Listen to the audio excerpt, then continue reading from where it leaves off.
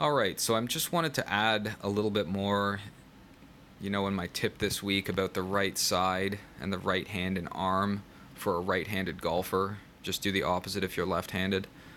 So it's so important to get these fundamentals down so we learn how to use our right side correctly. So just want you to kind of notice too as we go through the difference between when there is a golf ball and when there isn't, and when a player is focused on releasing towards the target versus releasing at the golf ball. So on the left we have the player, a golfer here at Scarborough, in case you recognize him. Some of you may not. But I'm using him because his golf swing is so much better when there's no golf ball there, and that's very common amongst golfers. Is, I make all these beautiful practice swings, and then I put the ball down and I top it, or I hit behind it, or I hit it thin. The reason is that you're making the golf ball your target. You're not making the actual target, which would be the pin or a tree or a bunker or something you're aiming at in the distance.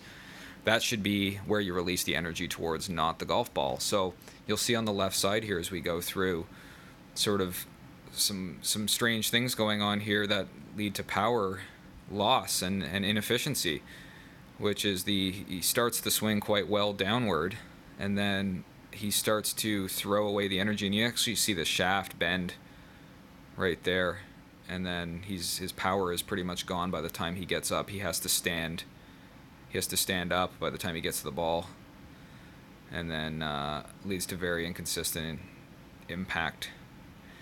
Really looking at this position here as he gets his hands in front of his right thigh. Notice the angle there. I'll leave that. Now we're going to go have a look on the right side here. And this is with a training aid that I built, which is a piece of PVC with some tape on each end so that you don't hurt your hands. And basically what it does is it teaches you the correct release of the golf club, which is out towards the target. It's not at the golf ball. So when he doesn't have a ball, first of all, look at the incredible amount of lag that he can create. Like, I'd say it's too much, but look where he is. So check these two positions out here. This is what we called retention of angular momentum for anybody that cares. If not, it's lag. We're trying to create a beautiful angle here, right? So notice the difference in the two.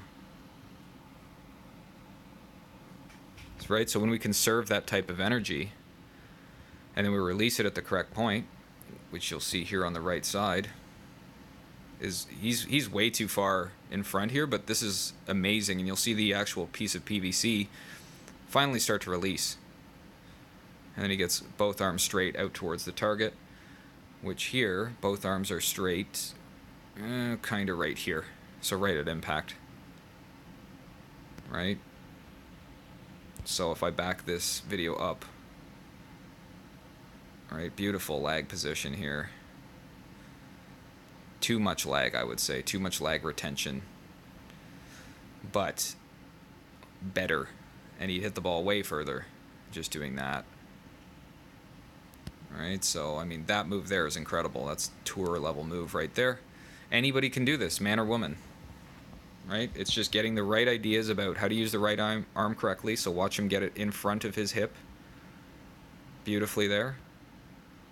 Notice how he has to put it kind of around himself here. So when it's in front of his hip, he's already kind of made impact. So he's not storing energy, he's not releasing it correctly. After a bit of work though, he was. So that's just kind of a summary of the right side, and you can see the proof is in the pudding. So if you need any more help with this, please see me for a lesson, or just ask me in passing. I'll just give you a little tip on how to do that. But it's just so important to get this look here of kind of sending the butt end of the club into a wall. Very, very important. More about this in the future because it's just so important about, to add to hitting quality golf shots, taking proper divots, and enjoying the game more. Thank you.